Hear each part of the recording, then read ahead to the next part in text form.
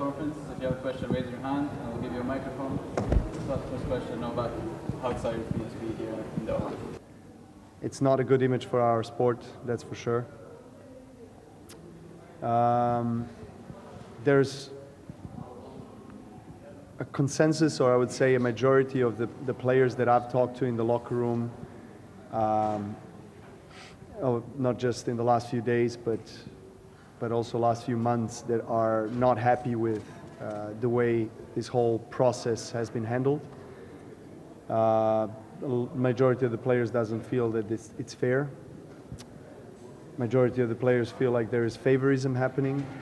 It seems like it appears that you can almost affect the outcome if you're a top player, if you have access to the top lawyers and whatnot. So we've seen on the social media Simona Halep and Tara Moore and some other players that are maybe less known that have been struggling to resolve their cases for years or have gotten the ban for years. And I think, you know, right now it's a ripe time for us to really address the system, because the system and the structure obviously doesn't work of anti-doping. It's obvious. So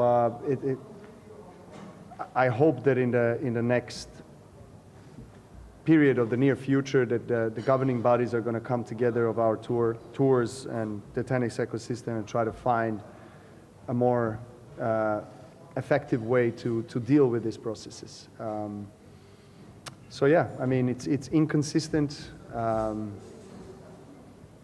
and yeah, it appears to be very unfair. The inconsistency is something that frustrates all the players. It's like if you are going to treat every case individually or independently, which is what's happening, then there is no consistency, then there is no transparency, and you know, some cases are transparent, some are not. We know that, you know, there's a kind of a vague rule that I read that, you know, it's within a reasonable time you have to provide information where you got contaminated substance. And he provided it in this, as I understand, 6-hour window, but it's not, it doesn't say in the rules it's a 6-hour. It's a reasonable time. So what's the reasonable time? You know, obviously, sometimes, you know, in one case you can have a larger contamination, in some cases you have a smaller one, like in his case.